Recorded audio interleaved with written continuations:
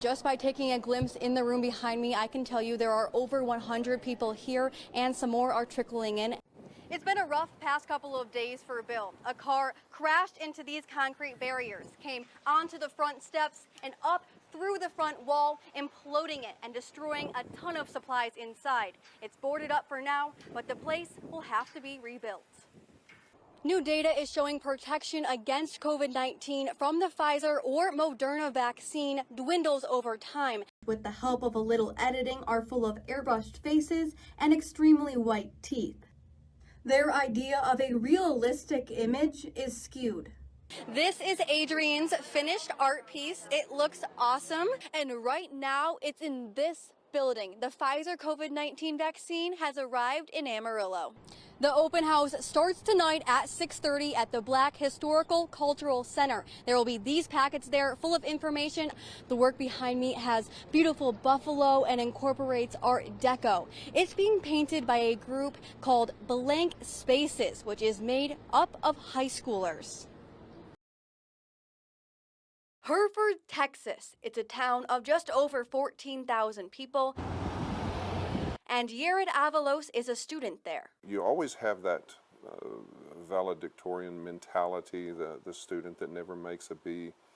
He went way beyond that.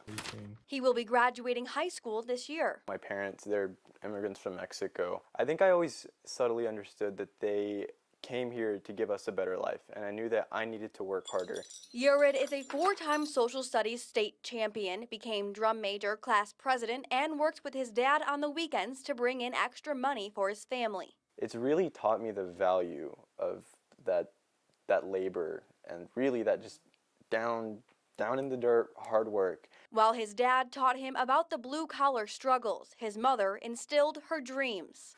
All day, you go to college, you go to college. Tú piensas que no lo van a entender ellos, pero... And she says that, maybe even if they don't understand when they're little what you're trying to say, like they're going to remember that when they're older. Even in third grade, a part of Jared latched on to that goal. At his elementary school, he read books to spark conversation with other kids. When he was finished with those, he poked his nose into history books, where he spotted the oldest institution in the country. My third grade teacher, Ms. Villarreal, and I pointed to her and I was like, hey, what's this? And she's like, you're gonna go there someday.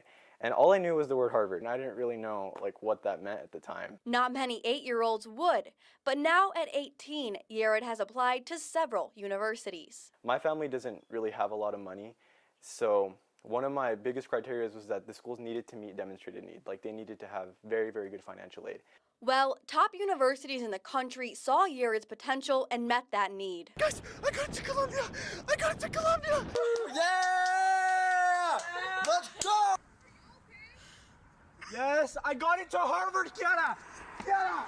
Jared has been accepted to 19 universities, all with full rides. Just find that thing that, you truly are passionate about.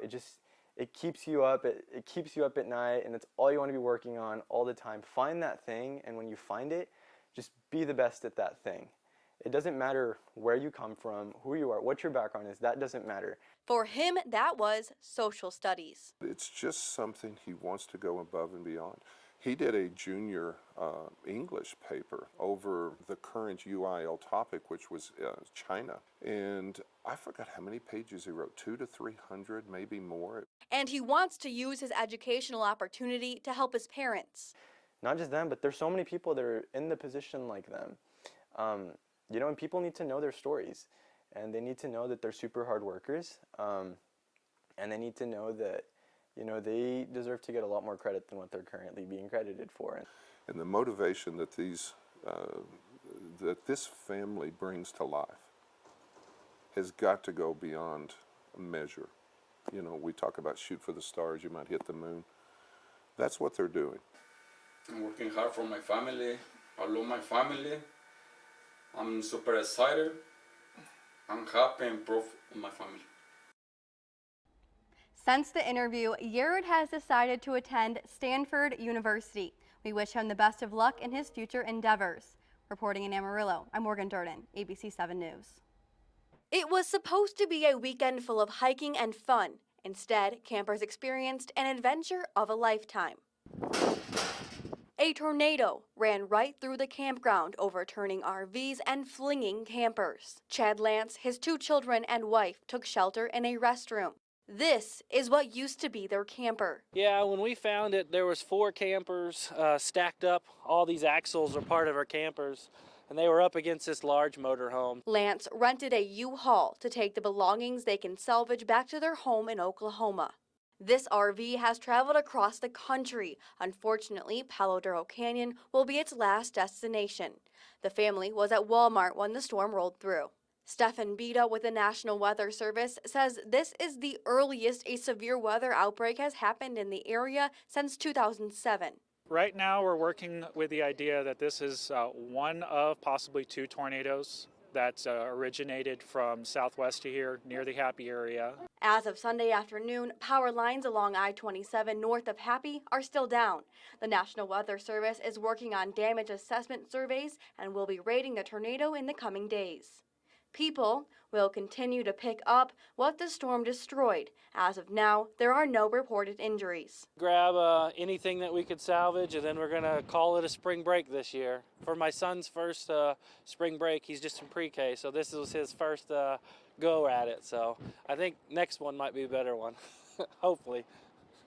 Reporting in Canyon, I'm Morgan Duerden, ABC 7 News. First dance will be the Frug. My husband was in bands since, 17? Yeah, for 50 years, and he's really good. I've always danced my whole life, taken ballet and tap and jazz and contra dancing, square dancing. Whether it's playing or dancing, it's the love for music that connects these 2. We first met like multiple lifetimes ago. When we were 19. Yeah, at Amarillo College. And she was a dancer then. At 67 years old, Andrea Elise still hasn't lost her dancing feet. But when the pandemic hit and everyone was stuck at home, her dancing floor had to change. It did limit our chances and resources to be stuck at home. And so we thought, well, what better thing to do to come up with a project? Okay, here we go. Andrea has created 14 dances, each with a combination of simple moves to get seniors on their feet. Her husband records them and they get posted to YouTube. I'd like to get some more seniors up and moving and helping them that might feel a little sedentary at times, and then maybe that's a motivator. Oh, and those fuzzy socks? That's how the project got its name, Seniors Wearing Socks. Then I've got some buddy socks and some llama socks and all kinds of different things, polka dotted socks. I just kind of put together the outfits that match and then think of a song that ties into that. The socks were it was winter, and I thought, I bet her feet are cold. So I got her warm socks, and before I knew it, I'm taking pictures of her wearing socks. For entertainment or exercise, Andrea and Alan invite anyone willing to get up off the couch to join in. Reporting in Amarillo, I'm Morgan Duerden, ABC 7 News.